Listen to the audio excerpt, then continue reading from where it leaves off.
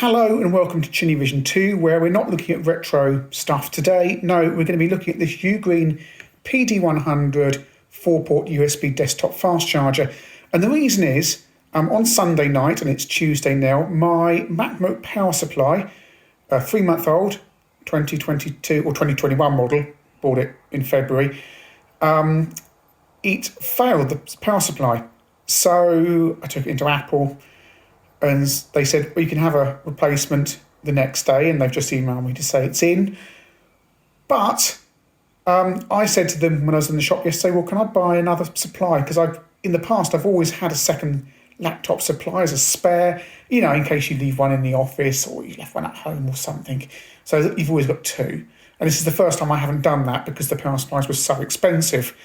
And they said, well, yeah, the problem is we don't have any in stock until the 22nd of July.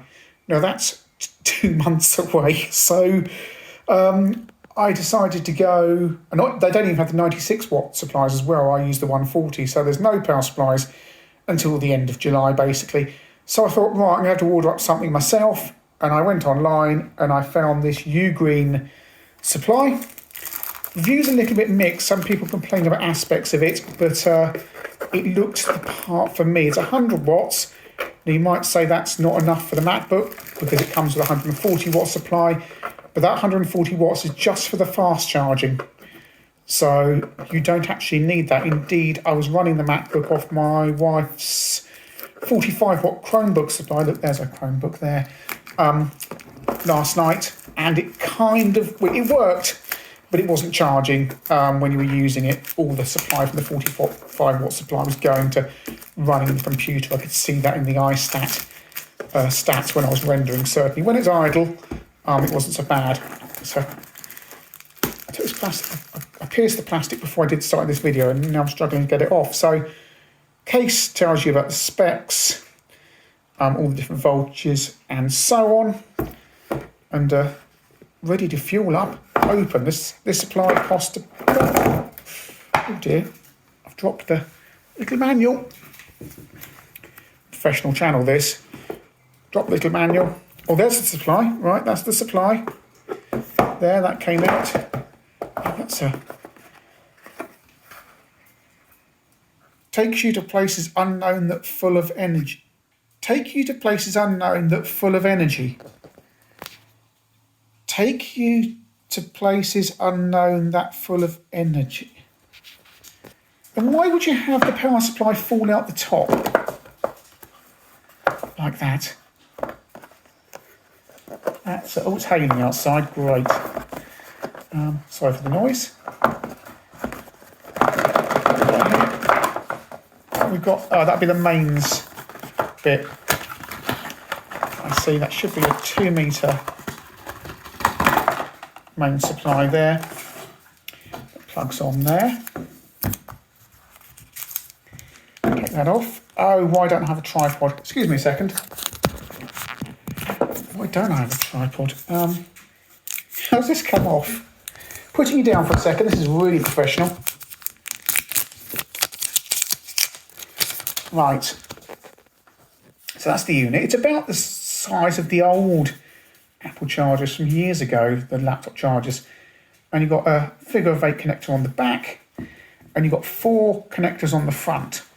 Now, this seems to be confusing reviewers because some of them seem to think you'll be able to draw 100 watts out of each of these sockets, which is clearly wrong, because anyone who knows about these these adapters know that somehow it's got to split it, because otherwise this would be a 400 watt adapter, which is going to be ridiculous. Now, it does say there 100 watt supply there and there, so you might think, I can plug in there and get 100 watt out of each. No, doesn't work like that. I think you get 65 watts out of one, and the other one drops down to 35, and then it basically will divide it between all 4, depending on the configuration you have plugged in. But as I understand it, you'll only ever get 100 watts out of it if you've only got one thing plugged into that one on the left, which seems reasonable enough and is fine for my use. I wanted it because it was 100 watts and I just want it for the MacBook, although I could use it for other things as well. So I'm really only interested in that. People also point out there can be, if a device stops charging or you plug something in, the other ports will cut out for about a second while it reconfigures itself, which again seems fair enough, but we'll look into that. But overall, so far, it's nice. It's got that there, so it doesn't need to be plugged into the wall. I hate things that plug into the wall. A lot of these plug directly into the wall. And of course, if you've got furniture or things in the way or skirting boards, that's rubbish. So I was really looking for one that had an extension on it so I could plug it in and actually have that closer to me somehow. So yeah, this is the UGreen adapter. I'm going to use it for a couple of weeks and then report back to you what it's actually like, as opposed to these people who just unbox it and don't actually use it. There's the specs there if you're interested. So here we are, it's more than a month later. It is the 8th of August, if you can see that there. And I've been testing this power supply extensively with various devices. It works really well. I mean, you do need to make sure, of course, any USB supplies, cables you have are rated for 100 watts, because not all of them are, so you won't get fast charging if your cable isn't up to it. But I mean, this is actually a Thunderbolt cable, so that's more than rated for 100 watts. Plug it in, my phone's at 78%. We're going to be rapidly charging full in 39 minutes. I think it can go faster than that. But you can basically get the fastest charging possible out of this. And I've also been using it in my MacBook because of the shortage of... well, I've got a supply from Apple because my original one, my MacBook, blew up. But they gave me one under warranty, but I couldn't buy a spare. But this UGreen, which is what I purchased it for, the MacBook, is doing a brilliant job. And if you buy a MagSafe cable for it, there, like that, you can use it in your MacBook absolutely fine. It just, because I think that's safer on the MacBook than the USB-C, which can break. And I'm really glad to see Apple have brought back the MagSafe, because yes, it's proprietary, but it's also a really good connector. It's just lovely and safe. Any problems, it just comes disconnected and that's fine. It's a really nice bit of design. However, there are some gotchas with this power supply that I need to tell you about, and they upset the Amazon reviewers more than they upset me, because people seem to think you can get 100 watts out of every port on there. No, you can't. It's 100 watts in total. And to be fair, it's not very clear on here, because it says here, look, 100 watts on these two. And that's 100 watts combined between those two there. There are certain circumstances where when you plug a new device in, the device seems to take a second to reset, to reallocate the power. Let's make it more complicated and plug a phone in to charge. I plug that in there.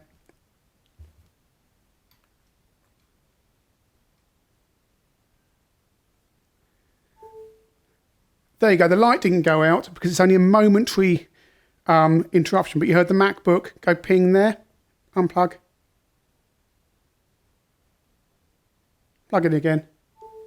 MacBook goes ping, because it's having to reallocate the power, because it's only got 100 watts to play with. Now, if only the MacBook is plugged in, over there it's getting the full 100 watts over there to charge with.